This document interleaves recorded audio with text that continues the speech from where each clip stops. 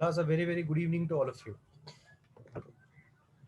क्या सबको मेरी आवाज आ रही है? Good evening, good evening.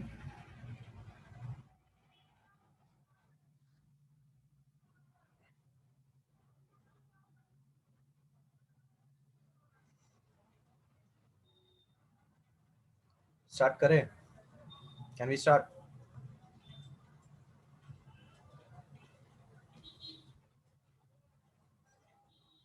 अच्छा, जो प्रीवियस लेक्चर में हम लोगों ने मोमेंट लगाना सीखा था, मोमेंट यानी कि टॉर्क, क्या उसमें आप लोग कंफर्टेबल हो रहे हैं? थोड़ा बहुत आपको उसमें आइडिया बैठ रहा है? Force into perpendicular distance.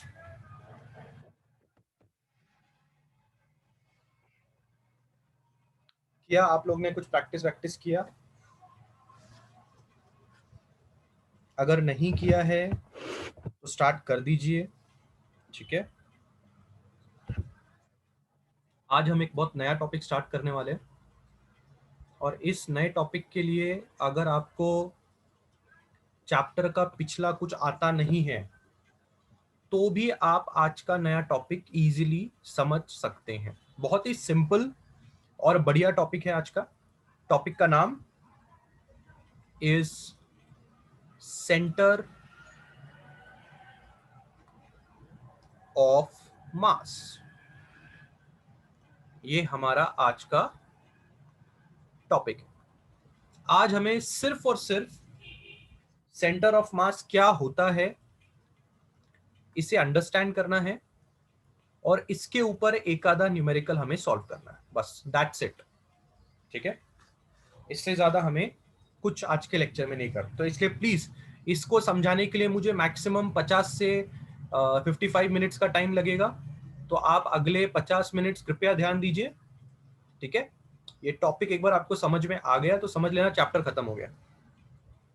सबसे पहली बात जो मैं आप लोग के साथ शेयर करना चाहता हूं वो ये है कि आप सब लोगों ने न्यूटन्स के लॉ के बारे में तो सुना होगा. न्यूटन्स के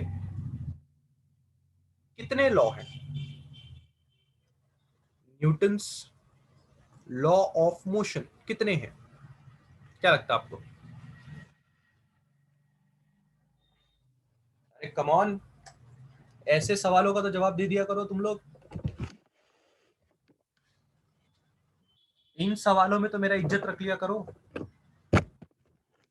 कोई है जिसको 4-5 लॉ याद आ रहे हो? सबको पता है न्यूटन्स के 3 लॉ हैं और 11वीं खत्म होने तक अगर वो तीनों के तीनों लॉ आपकी जबान पे नहीं रहे तो समझ लेना बेटा बहुत बड़ी बुरी बात है. फिर जो न्यूटन्स के 3 लॉज हैं जो आप पढ़ते हैं वो तीनों के तीनों लॉज पॉइंट मास पे एप्लीकेबल होते हैं. आप इस बात का मतलब समझते हैं? अब आपको जब ये लॉ पढ़ाया गया था तब ये बात कोई किसी को बताता नहीं है कि जो न्यूटन लॉ ऑफ मोशन जैसी चीजें हैं और बाकी दुनिया के बहुत सारे लॉज हैं जो सिर्फ पॉइंट मास पे एप्लीकेबल होते हैं. पॉइंट मास का मतलब क्या है? पॉइंट मास मतलब बहुत छोटे छोटे मासेस के ऊपर अप्लाई होते हैं. जैसे Newton's law of motion galaxies के ऊपर या प्लैनेट्स के ऊपर एप्लीकेबल नहीं है, हम जैसे लोगों के ऊपर एप्लीकेबल है. पर आप बोलोगे सर हम लोग थोड़ी ना पॉइंट मास है, हम लोग तो बड़े बड़े मास है. आपको ऐसा लग रहा है कि आप बड़े बड़े मासेस हो, पर as compared to galaxies, as compared to bigger planets, as compared to sun आप बहुत ही छोटे से एक चीज हो. अगर आप सन और गैलेक्सीज के कंपैरिजन में आपको देखोगे या आपके आजू बाजू वाली कार को देखोगे तो आप सब लोग बहुत ही छोटे हो. इस बात से आपको यह समझ में आता है कि न्यूटन्स लॉ ऑफ मोशन या कोई भी इसी तरह का लॉ लगाने के लिए आपको पॉइंट मासेस की जरूरत पड़ेगी. इस कंसेप्ट की वजह से सेंटर ऑफ मास का जन्म हुआ. सेंटर ऑफ मास यानी कि a point on the body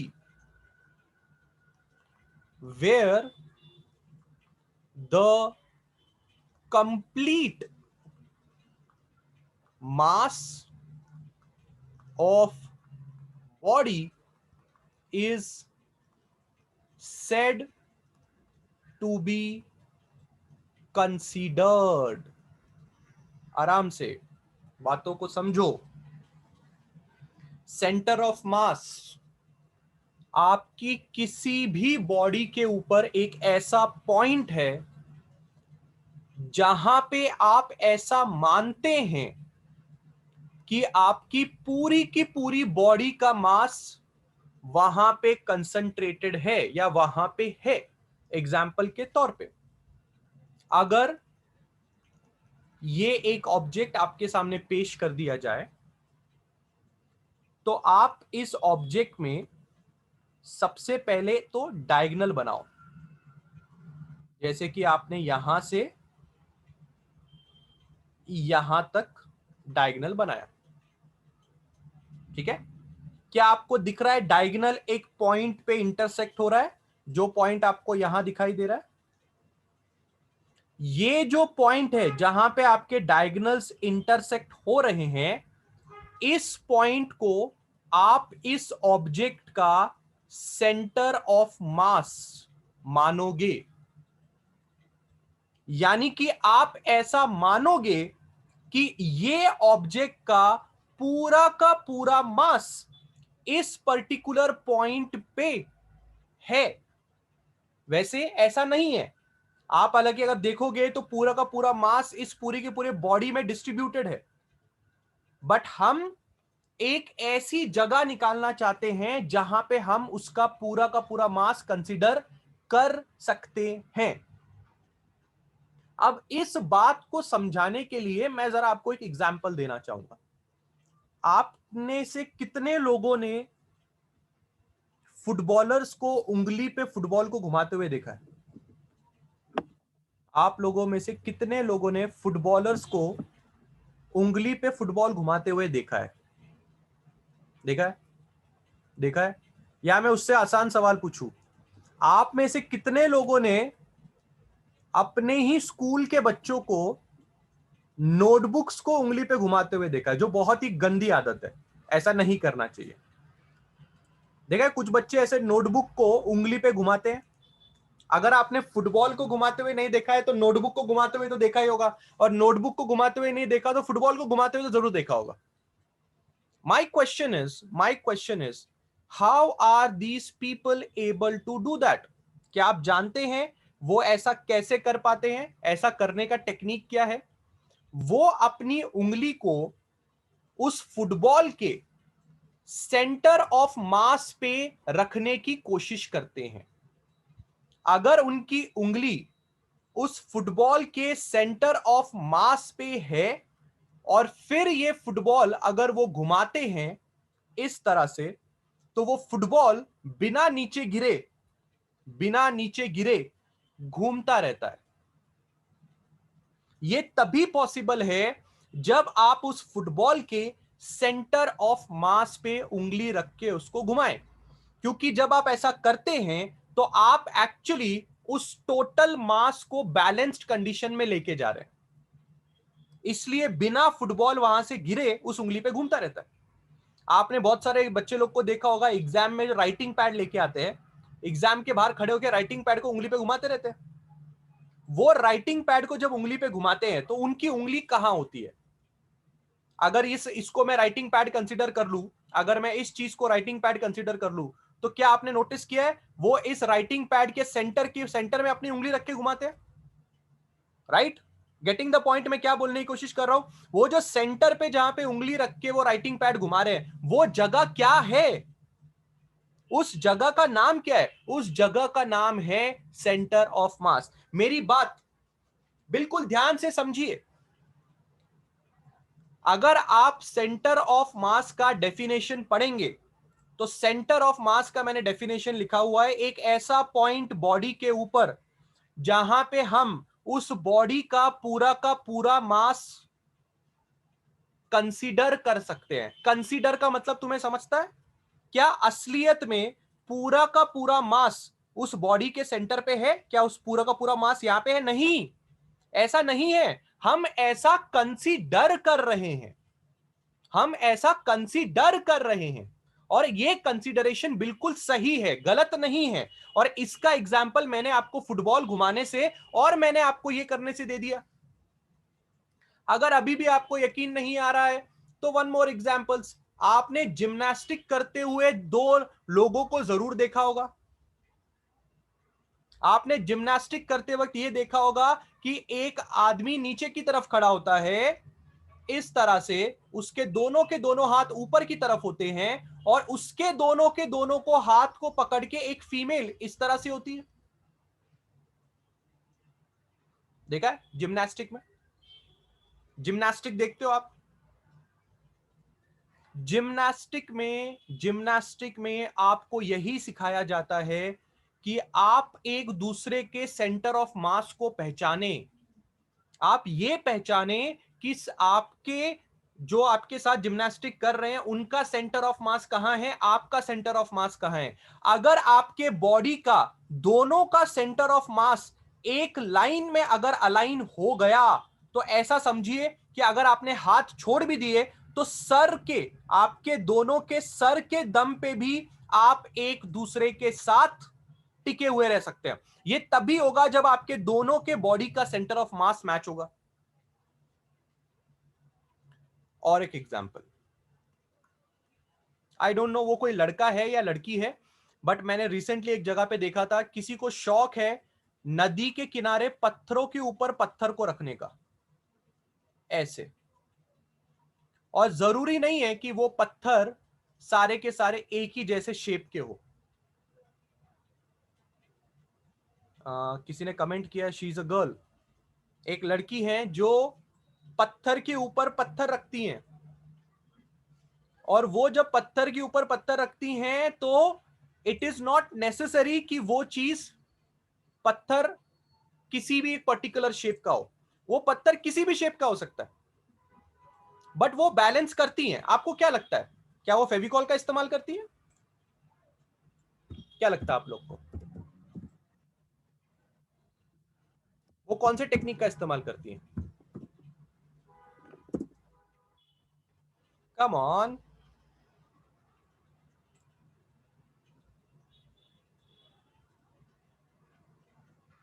क्या क्या कर रही है वो, एक पत्थर और दूसरे पत्थर के साथ क्या कर रही है वो दोनों पत्थरों का कुछ बैलेंस करने की कोशिश कर रही है।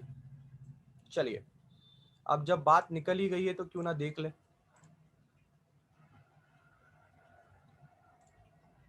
क्या आपको स्क्रीन दिखाई दे रही है?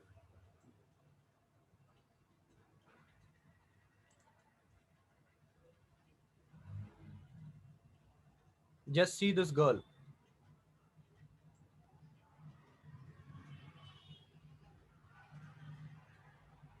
आप देख सकते हैं वो पत्थर अलग अलग साइजेस के हैं, वो पत्थर अलग अलग वजन के हैं, पर फिर भी वो उनको एक दूसरे के ऊपर रखने की कोशिश कर रही हैं। वक्त लगेगा बट होगा। Just see this photo.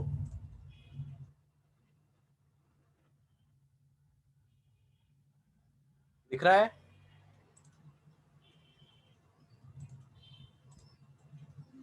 जरूरी नहीं है कि पानी में होगा। ये क्या पानी में है क्या?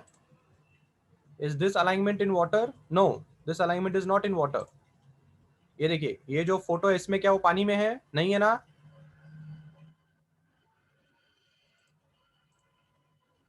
मैं और बकबक करूं कि आपको सेंटर ऑफ मास के बारे में थोड़ा बहुत आइडिया आ रहा है,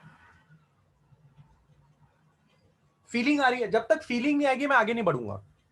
जब तक आप लोगों को फीलिंग नहीं आएगी मेरा आगे बढ़ने का मतलब नहीं है, क्योंकि आगे मैथमेटिक्स है। मैथमेटिक्स से पहले फीलिंग आनी चाहिए। मैथमेटिक्स तो चलो ठीक है, वो अपन कर लेंगे। फीलिंग आनी चाहिए, आपको समझ में आना चाहिए कि सेंटर ऑफ मास एक ऐसी चीज है जो फील की जा सकती है। मैं आपको अभी दिखा नहीं सकता कि हाँ यहाँ इसका सेंटर ऑफ मास है, यहाँ यहाँ आपका सेंटर ऑफ मास है, यहाँ ऐसा है, यहाँ वैसा है। ऐसा मैं नहीं कर सकता। मैं आपको फील करवा सकता हूँ कि सेंटर ऑफ मास के बारे में क्या हम बात कर रहे हैं।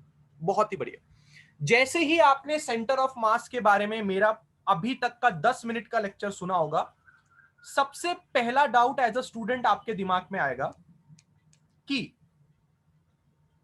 सर, क्या सेंटर ऑफ मास हरदम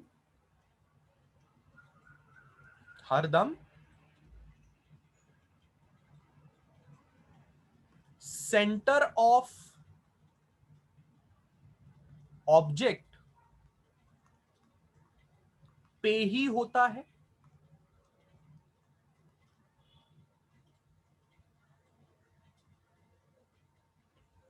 क्रिश, कोई फोर्स चाहिए कि नहीं चाहिए? Krish, you require a force. A moving object can be balanced. A rest object cannot be balanced. आप बाइक पे खाली बैठ जाओ बिना स्टैंड के, बैलेंस कर पाओगे बाइक को?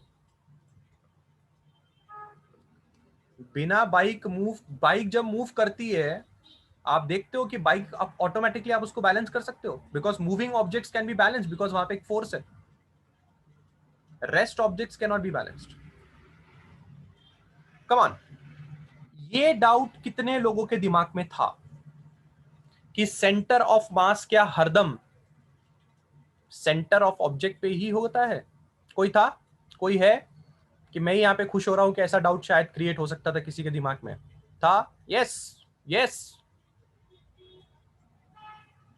बहुत लोगों के दिमाग में आई नो ये डाउट आया होगा कि क्या सेंटर ऑफ मास ऑब्जेक्ट के सेंटर पे ही होता है? ऐसा जरूरी नहीं है. ऐसा जरूरी नहीं है. The answer is no. Centre of mass object के किसी भी जगह पे हो सकता है, बट अगर आपका ऑब्जेक्ट सिमेट्रिकल ऑब्जेक्ट है, सिमेट्रिकल मतलब जैसे कि ये रेक्टेंगल, एक पर्टिकुलर शेप का अगर आपके पास ऑब्जेक्ट होगा तो मोस्टली उसके सेंटर पे ही आपको सेंटर ऑफ मास मिलेगा. जैसे कि फॉर एन एग्जांपल, अगर आप ये रेक्टेंगल या स्क्वायर उठा के लेके आते हैं और आप बोलते हैं मुझे इसका सेंटर ऑफ मास पता करना है, तो आप यहां से एक डायगोनल बनाएं, आप यहां से एक डायगोनल बनाएं, जहां पे दोनों डायगोनल मीट हो जाएंगे वो उसका सेंटर ऑफ मास है. हालांकि वो डायगोनल जहां मीट होंगे वो उस ऑब्जेक्ट का सेंटर होगा. अगर आप एक ट्रायंगल लेके आते हैं तो आप ट्रायंगल में भी एक डायगोनल बना सकते हैं. आप इस पॉइंट को उठा के इधर के सेंटर पे, इधर के एक साइड पे परपेंडिकुलरली गिराओ, आप यहां से निकाल के यहां परपेंडिकुलर गिराओ, ये जो पॉइंट है ये इस ट्रायंगल का सेंटर ऑफ मास है. तो किसी भी सिमेट्रिकल ऑब्जेक्ट का सेंटर ऑफ मास पता करना बहुत ही आसान है. आपको सिर्फ डायगोनल बनाने, काम खत्म हो जाएगा आपका. पर अगर कल को मैंने आपको बोला कि मुझे इस ऑब्जेक्ट का सेंटर ऑफ मास बताओ, बता पाओगे? क्या इसमें डायगोनल वाइगोनल बनाना आसान है? क्या इसके पास कॉर्नर्स हैं? क्या इसके पास एजेस है? ये तो अमीबा जैसा दिख रहा है. अमीबा पढ़ा कभी जिंदगी में? बायोलॉजी में 7वीं 8वीं क्लास में कभी अमीबा पढ़ा था? अमीबा उसके जैसा दिखता है कि नहीं दिखता है? क्या तुम ऐसे इंसान का सेंटर ऑफ मास बता पाओगे? नहीं बता पाओगे. बराबर. और हमें यही सीखना है, और हमें यही सीखना है कि हमें दुनिया का कोई भी ऑब्जेक्ट क्यों ना दे दिया जाए, हम उसका सेंटर ऑफ मास कैसे बताएंगे.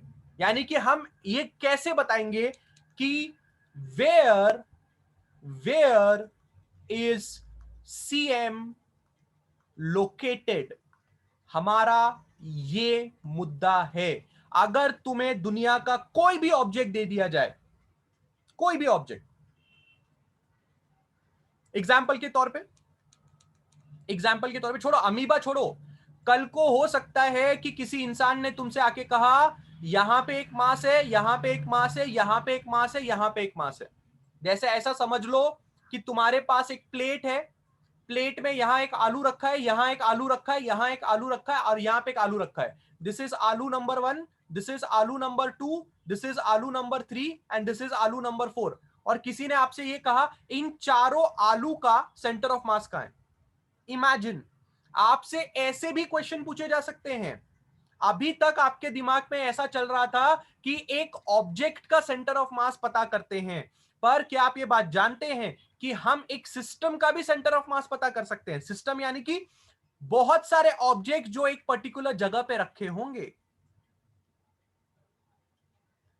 किसी भी ऑब्जेक्ट का सेंटर ऑफ मास पता किया जा सकता है, वो हॉलो हो, स्फीयर हो, अंदर से खाली हो, आउटर सरफेस में हो, कुछ भी हो, किसी का भी सेंटर ऑफ मास पता किया जा सकता है। बस आपको फॉर्मूला पता होना चाहिए, आपको इस सवाल का जवाब पता होना चाहिए।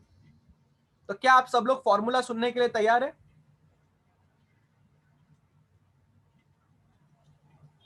पर आपको उसके पहले यह समझ में आ रहा है कि हमको फॉर्मूला समझना क्यों जरूरी है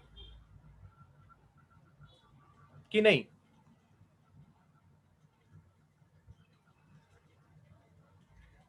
बराबर। Everybody is understanding why a formula is required centre of मास पता करने के लिए। बिल्कुल सही। चलो ध्यान से मेरी बात सुनना है, स्पेशली आपके सिलेबस में ये चीज है, ठीक है?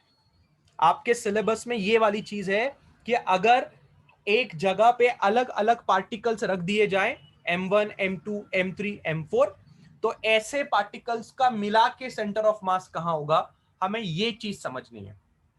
ये जो चीज है अमीबा वाली, ये चीज आपके सिलेबस में फिलहाल नहीं है, पर अगर आप हायर स्टडीज में जाएंगे तो आप ये अमीबा वाली चीज जरूर पढ़ेंगे। सिर्फ आज के लिए या आपके इस वाले सिलेबस में आपके पास इस तरह का कुछ डिजाइन है, यानी कि आप बहुत सारे छोटे छोटे मासेस अगर एक पर्टिकुलर जगह पे रखे होंगे तो इन सब का मिला के सेंटर ऑफ मास कहां है, सब का मिला के। यानी कि यू वांट व्हाट, आपको क्या चाहिए? आपको चाहिए centre of mass of a system of particle. What does centre of mass of a system of particle means class? इन सब लोगों का मिला के सेंटर ऑफ मास कहां होगा, हमें उसके बारे में डिस्कशन करना है। Are you understanding? डिस्कशन किसके बारे में करना है? एवरीबडी टेल मी, क्या आपको पता चल रहा है हम डिस्कशन किस बारे में करना चाहते हैं? Got it?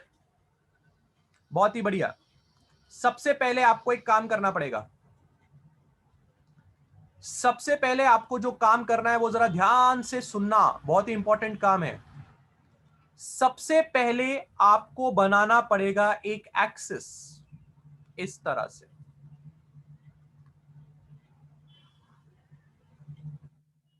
ये चारों मासेस जहां पे भी रखे होंगे उनके बाजू में आपको एक एक्सिस बनाना पड़ेगा। बस मेरी बातें सुन के लो, धीरे धीरे आप सेंटर ऑफ मास निकालने में एक्सपर्ट बन जाओगे। The first point is consider a axis. कहीं पे भी, anywhere you can consider a axis. Second point ये है कि उस एक्सिस से हर एक मास के बीच का डिस्टेंस आप ढूंढो। कहां से? एक्सिस से मास के बीच का डिस्टेंस। ये सेंटर है, यहां से इस मास का डिस्टेंस, ये एक्सिस का सेंटर है, यहां से इस मास का डिस्टेंस। अब आपने जहां एक्सिस बनाई है, अगर आप वहां से डिस्टेंस नाप रहे हैं तो ऑब्वियस सी बात है आप ओरिजिन से डिस्टेंस नाप रहे हैं। इस डिस्टेंस को R1 नाम दे दो, इस डिस्टेंस को R2, इसको R3, इसको R4। सबसे पहला काम आपने क्या किया?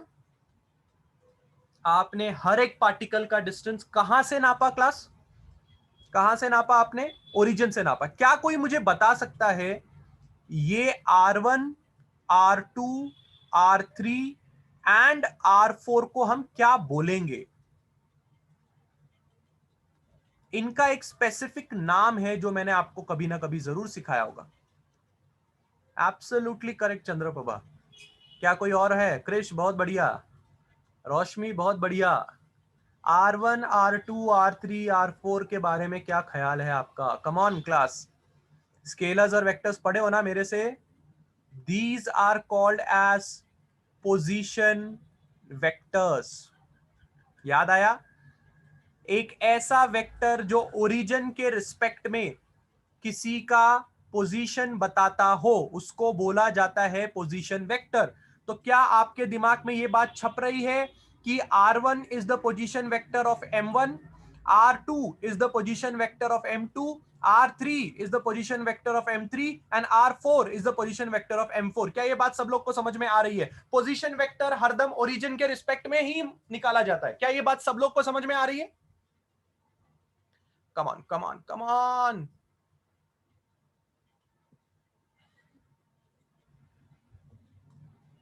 पक्का? आगे बढ़ू? Ready for the formula? R vector का फॉर्मूला है। आर वेक्टर क्या है तुम्हें पता है? Do you know what's R vector is? क्या है आर वेक्टर? आर वेक्टर है पोजीशन वेक्टर ऑफ दिस। क्या मतलब है इस चीज का?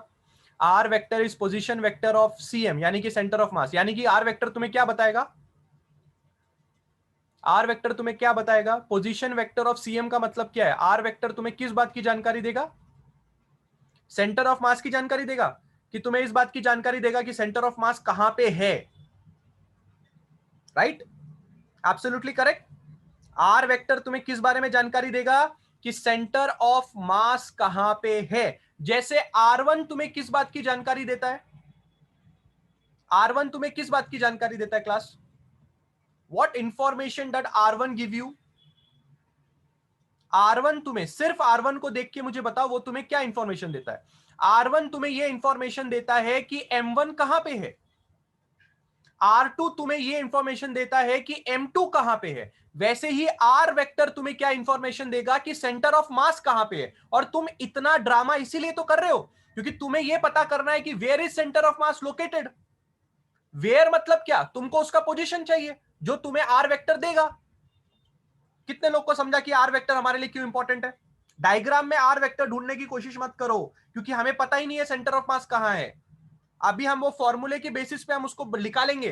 फॉर्मूला क्या है? फॉर्मूला है M1R1 plus M2R2 plus M3R3 plus M4R4 whole divided by M1 plus M2 plus M3 plus M4। अगर आपने ऐसा किया तो जो भी आंसर आपको आएगा वो आंसर आपको यह बताएगा कि ओरिजिन से आपका सेंटर ऑफ मास कहां पे लोकेटेड है। अगर यहां पे 4 से ज्यादा मासेस होते तो ये फॉर्मूला आगे एक्सटेंड होता M5R5 M6R6 और नीचे आता M5 प्लस M6 प्लस। जितने ऑब्जेक्ट होंगे उतने ऑब्जेक्ट्स को आपको इस तरह से ऐड करना है। आपको उनको ऐड करने के बाद आपको जो आंसर आएगा वो आपको सेंटर ऑफ मास का पोजीशन वेक्टर बताएगा। कुछ समझा? कुछ समझा कि नहीं समझा?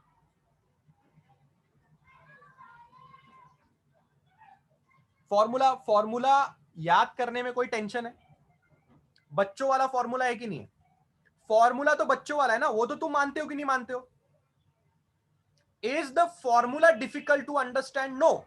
स्टेप बाय स्टेप आगे बढ़ो। खुद के दिमाग को पहले ये पूछो कि क्या तुम्हें सेंटर ऑफ मास क्या है वो पता है। फिर खुद के दिमाग को ये बोलो कि मुझे वो अलग अलग जगह पे ऑब्जेक्ट देगा और मुझे बोलेगा बताओ सेंटर ऑफ मास क्या है इन सब ऑब्जेक्ट्स का। तो मैं ये फॉर्मूला यूज करके सेंटर ऑफ मास बताऊंगा। क्या कहते हो? मजा आ रहा है?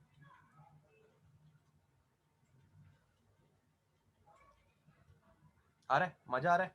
एक एग्जाम्पल हो जाए? क्या बोलते हो? लगे हाथ एक एग्जाम्पल हो जाए? तैयार है तुम लोग?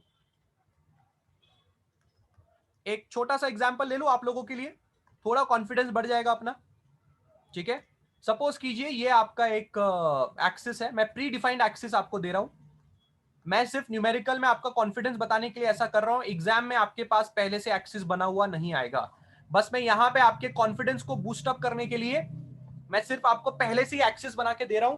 एग्जाम में कैसा आएगा आगे देखेंगे, अभी सिर्फ आज हम सिर्फ सेंटर ऑफ मास के बारे में थोड़ी बहुत कॉन्फिडेंस गेन कर रहे हैं, ठीक है। एक्सिस आप लोग के सामने है, यहां पे एक मास है इस तरह से, इस मास का नाम है m1, यहां पे और एक मास है आपका नाम है m2। किसी ने आपसे कहा m1 नाम का मास 2 मीटर की दूरी पे है फ्रॉम ओरिजिन, किसी ने आपसे कहा कि m2 नाम का मास 4 मीटर की दूरी पे है फ्रॉम द सेंटर। आपने अपना दिमाग लगाया, आपको पता चला कि पक्का R1 वेक्टर का मैग्नीट्यूड 2 मीटर है, क्योंकि अगर किसी ने आपको पूरी की पूरी अक्खी वैल्यू दे दी है, इसका मतलब उसने आपको मैग्नीट्यूड दिया है। आपको पता है कि R2 वेक्टर का मैग्नीट्यूड 4 मीटर है। क्या आपको पता चल रहा है कि सामने वाला इंसान आप पे बहुत मेहरबान हो रहा है? क्या आप ये बात समझ रहे हैं कि वो वेक्टर में बात नहीं करना चाहता आपसे, उसने डायरेक्टली मैग्नीट्यूड वाइज आपको वैल्यू दे दी है। अगर वो सामने वाला इंसान आपसे वेक्टर में बात करना चाहता बेटा, तो आपका वेक्टर तक ठीक ठाक होना चाहिए जो हमारा अगला है, because the R1 vector could have been written as x1 i cap plus y1 j cap, क्योंकि आप बहुत अच्छी तरह से जानते हो कि एक 2D वेक्टर को हम आई कैप और जे कैप के फॉर्मेट में लिख सकते हैं, एक 3D वेक्टर को हम आई कैप, जे कैप और के कैप के फॉर्मेट में लिख सकते हैं। पर फिलहाल ऐसा कुछ नहीं है, हम स्टार्टिंग में कर रहे हैं, अगली मतलब थोड़े देर के बाद हम इसके ऊपर भी आएंगे, थोड़े देर के बाद हम इस वाले चीज के ऊपर भी आएंगे। बट फिलहाल क्या आपको यह बात समझ में आ रही है कि 2 मीटर और 4 मीटर क्या है? हो सकता है सामने वाले इंसान ने बोला कि मास 1 kg का है और ये बंदा 2 kg का है, और वो बोलता है कि बताओ सीएम कहां है। क्या क्वेश्चन सब लोग के दिमाग में क्लियर है? क्या आप सेंटर ऑफ मास पता करने के लिए तैयार हो? R vector will be, the formula is m1 r1 plus m2 r2 upon m1 plus m2। बहुत ही बढ़िया। R vector is equal to m1 कितना है रे बाबा 1, r1 कितना है रे 2, m1 m2 कितना है रे 2, r2 कितना है रे 4 divided by 1 plus 2। R vector will be 2 into 1 2, 4 2s are 8 divided by 3। So R vector is 8 दूनी कितना होता है 10/3। Can I take it as 3.33 meters? बराबर बराबर। आप क्या लिखेंगे? आप लिखेंगे ओरिजिन से 3.33 मीटर की दूरी पे आपका सेंटर ऑफ मास है। क्या बोलेंगे आप? ओरिजिन से 3.33 मीटर की दूरी पे आपका ऑब्जेक्ट, आपका सेंटर ऑफ मास है। किसका सेंटर ऑफ मास? किसका सेंटर ऑफ मास? इन दोनों का मिला के, इन दोनों का मिला के सेंटर ऑफ मास कहां है? ओरिजिन से 3.33 मीटर की दूरी पर। कितने लोग को एग्जाम्पल समझा? How many of you understood this example? बहुत सिंपल है ना? मजा आ रहा है ना? सिंपल है ना? है ना? टेंशन वाली बात नहीं है ना? तुम्हें टेंशन तो नहीं आ रहा किसी को? एकदम सिंपल चल रहा है, मजा नहीं लाइफ है? हाँ, मैं यही चाहता हूं, क्योंकि अभी मैं तुमको टेंशन देने वाला हूं। तुमको लगता है ऐसे छोड़ दूंगा तुम लोग को? अगर मैं तुमसे अब सवाल पूछूं कि जरा इसको यहां ड्रॉ करके बताना, कोई ना कोई स्टूडेंट तो ऐसा पक्का होगा जो ये सोच रहा होगा कि sir can you please draw this. क्या आप बता सकते हो सेंटर ऑफ मास यहां बना के कैसे दिखेगा? क्या बोलते हो? आएगा ना आपके दिमाग में ऐसा क्वेश्चन? आएगा कि नहीं आएगा? कि अगर मैं ये 3.33 मीटर इस डायग्राम में बना के दिखाऊं ना sir, but do you no I cannot make this 3.33 in this diagram. मेरे पास इस वैल्यू को इस डायग्राम में बनाने का मेरे पास कोई कोई है ही नहीं। क्यों नहीं है? क्यों नहीं है? क्योंकि मुझे पता ही नहीं है ना कि ये 3.33 कहां बनाना है। एक्स एक्सिस में बनाना है, वाई एक्सिस में बनाना है, मुझे नहीं पता। मुझे सिर्फ इतना पता है कि ये सेंटर ऑफ मास इस सेंटर से 3.33 मीटर की दूरी पे है, पर कहां मुझे नहीं पता। क्योंकि मैं ये इसलिए नहीं बता पा रहा हूं क्योंकि सामने वाले इंसान ने जब आपको M1 के बारे में जानकारी दी थी तो उसने डायरेक्टली 2 मीटर दिया था क्या? उसने तुम्हें बताया था कि 2 मीटर कहां? नहीं। जब उसने तुम्हें M2 के बारे में जानकारी दी थी उसने डायरेक्टली बोला 4 मीटर। क्या उसने तुम्हें जानकारी दी 4 मीटर कहां? नहीं। तो अगर सेंटर ऑफ मास मिल गया, हमें थोड़ी पता कहां, हमें बस पता है कि सेंटर से 3.33। पर तुम्हें ऐसा नहीं लगता ये तो नाइंसाफी हो रही है? तुम्हें ऐसा नहीं लगता यार ये गलत बात है? यार ये गलत बात है। सेंटर ऑफ मास अगर बन के दिखता तो ज्यादा मजा आता। क्या बोलते हो तुम लोग इस बात पे?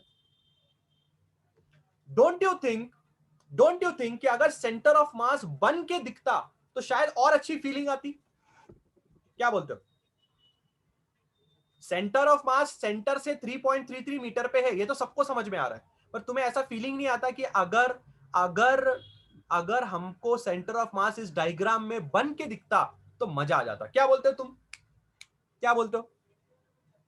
तो कमी क्या है यहां पे? कमी क्या है? तुमको क्या लगता है इस पूरे एग्जाम्पल में कमी क्या है? मुझे कमी क्या लगती पता है? अगर उसने R1 वेक्टर को ऐसे तोड़ के दिया होता। कैसा? R1 वेक्टर का x कोऑर्डिनेट y कोऑर्डिनेट अगर पता होता, और अगर R2 वेक्टर का x कोऑर्डिनेट y कोऑर्डिनेट पता होता, तो हम शायद R वेक्टर का भी x कोऑर्डिनेट और y कोऑर्डिनेट निकाल लेते। क्या बोलते हो? और अगर R वेक्टर का x कोऑर्डिनेट और y कोऑर्डिनेट हमें पता है, यानी कि हमें पता है कि वो ऑब्जेक्ट कहां है। Basically we are striving for direction. Basically हम मेहनत कर रहे हैं डायरेक्शन प्राप्त करने की। क्या बोलते हो? क्या बोलते हो? एकदम मस्त लॉजिक समझ में आ रहा है? क्या मैं अगले एग्जाम्पल में इसी को लेके एग्जाम्पल बनाऊं आप लोगों के लिए? क्या बोलते हो? हाँ, वो पानीपुरी वाला होता है ना, पहले वो पानीपुरी का एक कैसा खिलाता, फिर बोलता मैडम ठीक है क्या, थोड़ा तीखा थोड़ा मीठा। वैसा मैंने तुमको अभी एक टेस्ट करने के लिए दिया इधर। अभी ये टेस्ट करने के बाद तुमको फीलिंग आ रहा है नहीं सर, थोड़ा इसमें ये ऐड करो, थोड़ा सर वो ऐड करो, थोड़ा मसाला ऐड करो, है ना, थोड़ा डायरेक्शन ऐड करो सर, है ना, थोड़ा मजा आएगा। क्या बोलते हो? तैयार अगले एग्जाम्पल के लिए?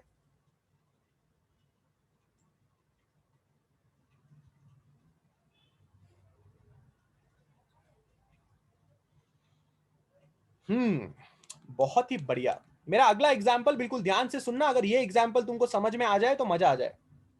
वापस मैं तुम लोग के आसानी के लिए मैं कोऑर्डिनेट सिस्टम पहले से बना रहा हूं, यानी कि मैं एक्स एक्सिस और वाई एक्सिस पहले से बना रहा हूं। ठीक है, ये मैंने एक्स एक्सिस वाई एक्सिस पहले से बना दिया। एरो एरो, बढ़िया।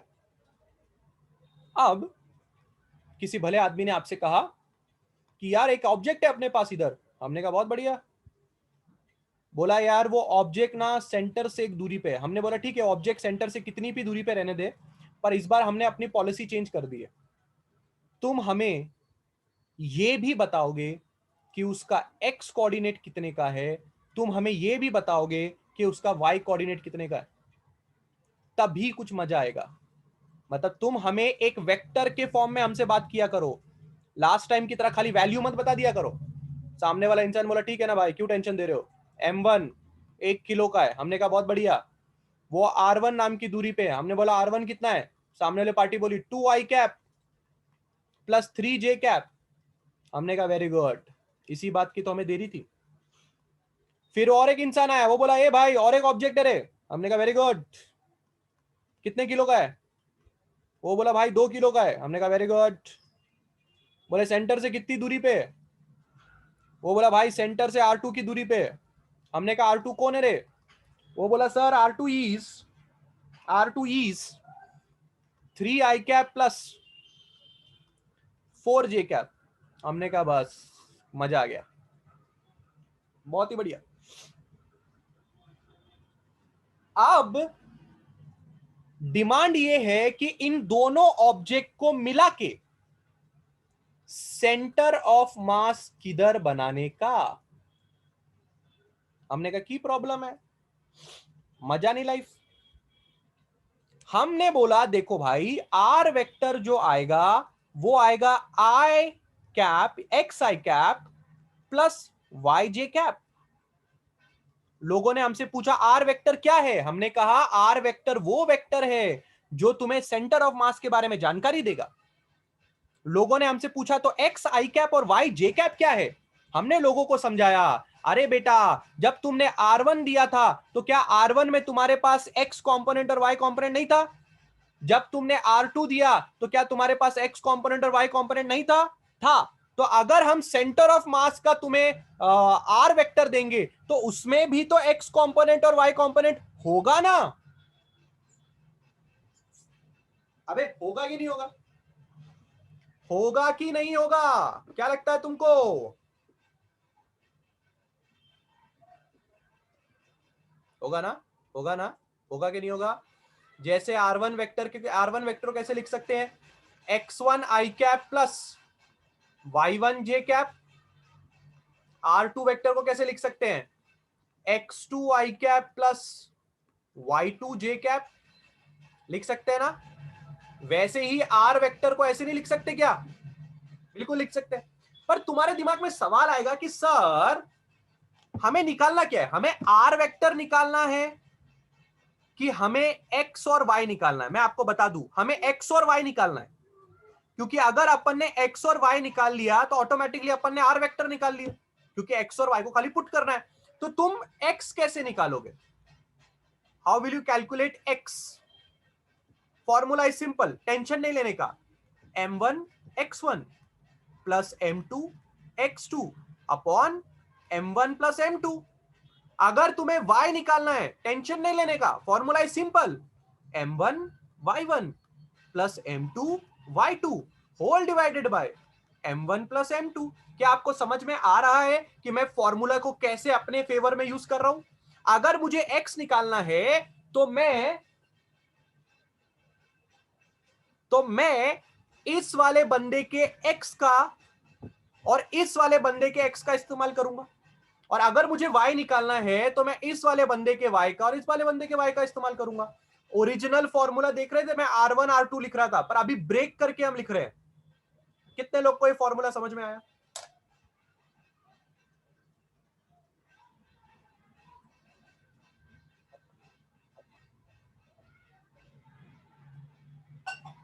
हाँ, अगर आपको मैथमेटिकल मेथड नाम का चैप्टर नहीं आता है, अगर आपको स्केलर्स वेक्टर्स नहीं आते हैं, आते हुए भी पढ़ा नहीं, जब मैं पढ़ा रहा तब सुना नहीं, तो शायद थोड़ी बहुत तकलीफ आपको महसूस हो सकती है, वरना बाकी सब लोगों को मेरी बात बहुत अच्छी तरह समझ में आ रही है।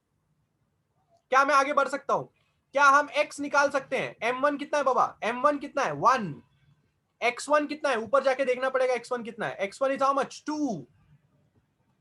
m2 कितना है? 2। x2 कितना है? 3 डिवाइडेड बाय 1 प्लस 3। m1 कितना है? 1। y1 कितना है? किधर गया रे y1? y1 is 3।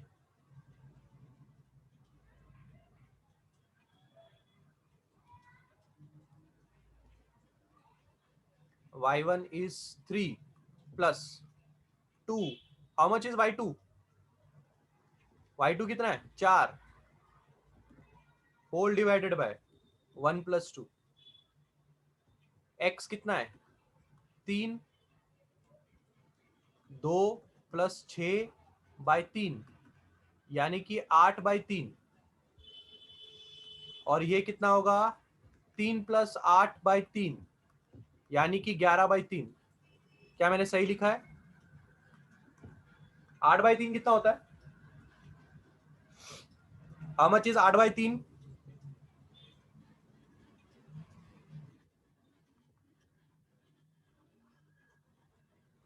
How much is 11/3?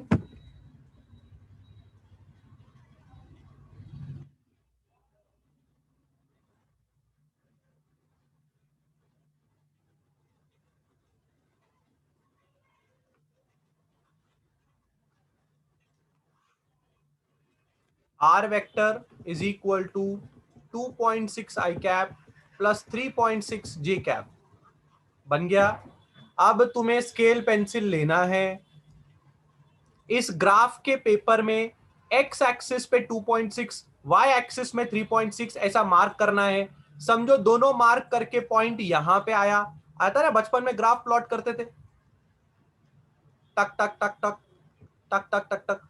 हो सकता है ये 3.6 है, हो सकता है ये 2.6 है, दोनों पॉइंट यहां मिल गए, बस खुशी मनाओ कि तुम्हें क्या मिल गया है, तुम्हें सेंटर ऑफ मास मिल गया है, ये रहा। और इसका नाम है आर वेक्टर। अब मैं तुम्हें सेंटर ऑफ मास दिखा सकता हूं। क्यों दिखा सकता हूं? क्योंकि तुम्हारे पास सब कुछ है, तुम्हारे पास एक्स कोऑर्डिनेट है, तुम्हारे पास वाई कोऑर्डिनेट है, तो हम क्यों नहीं बना सकते? बिल्कुल बना सकते हो। पर तुमने क्या देखा, मैंने सेंटर ऑफ मास के फॉर्मूले को कैसे अपने फेवर में यूज किया, by using this formula and by using this formula. क्या बोलते हो, मजा नहीं? आ रहा है कह रहे तुम लोग को समझ में? Are you understanding?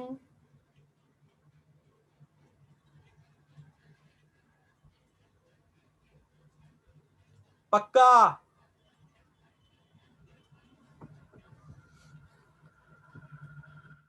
सब लोग का रिप्लाई आएगा तो मजा आएगा।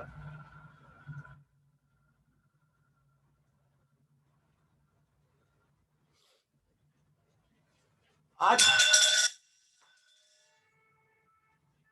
आज बहुत ही बेसिक वाला कर रहे हैं, आज बहुत बेसिक कर रहे हैं। बस तुम इस बात को थोड़ा अच्छे, तो मतलब मैं क्या चाहता हूं, अभी तक से मैं क्या चाहता हूं, अभी तक से मैं ये चाहता हूं कि अगर आर वेक्टर के फॉर्म में निकालना है तो m1r1 plus m2r2 upon m1 plus m2, ये फॉर्मूला तुम याद रखो। अगर तुम x कोऑर्डिनेट निकालना चाहते हो तो m1 x1 plus m2 x2 upon m1 plus m2, तुम ये फॉर्मूला याद रखो। अगर y कोऑर्डिनेट निकालना है m1 y1 plus m2 y2 upon m1 plus m2। हो सकता है तुम्हें z कोऑर्डिनेट भी निकालने की जरूरत पड़ जाए, यानी कि k कैप 3 डायमेंशनल में काम करना पड़े। m1 z1 plus m2 z2 upon m1 plus m2। बस ऐसे ही फॉर्मूलेज हैं जिससे अपना काम हो जाएगा। ये वाला फॉर्मूला कब यूज करोगे? पहला वाला फॉर्मूला कब यूज करोगे? सामने वाली पार्टी अगर R1 और R2 डायरेक्टली देती है, जैसे बोलती है R1 है 4 मीटर, R2 है 6 मीटर, तो तुम कुछ नहीं कर सकते, तुम डायरेक्टली R निकालो, कुछ भी आएगा जो तुम इस फॉर्मूले से पुट करके निकालो। पर अगर सामने वाली पार्टी वेक्टर के टर्म में बात करती है, नहीं, R1 vector is x1 i cap plus y1 j cap, vector में अगर बात करती है सामने वाली पार्टी, तो तुम भी वेक्टर में बात करोगे, तो फिर तुम ऐसा बात करो। Is it done? क्या दो एग्जाम्पल से थोड़ा कॉन्फिडेंस बिल्डअप हुआ? पक्का? Any doubts? खत्म नहीं हुआ है टॉपिक, खत्म नहीं हुआ है, अभी टॉपिक शुरू हुआ है। अभी तो खाली मैंने तुमको सेंटर ऑफ मास क्या होता है उसके बारे में जानकारी दी है, और अभी मैंने सिर्फ तुम्हें इस बारे में जानकारी दी है कि सेंटर ऑफ मास के फॉर्मूले में क्या क्या चीजें छुपी हुई है, बस। बढ़िया, ठीक है, चलो आज के लिए इतना ही रखता। ठीक है, होली है, एंजॉय करिए। ठीक है, हैप्पी होली।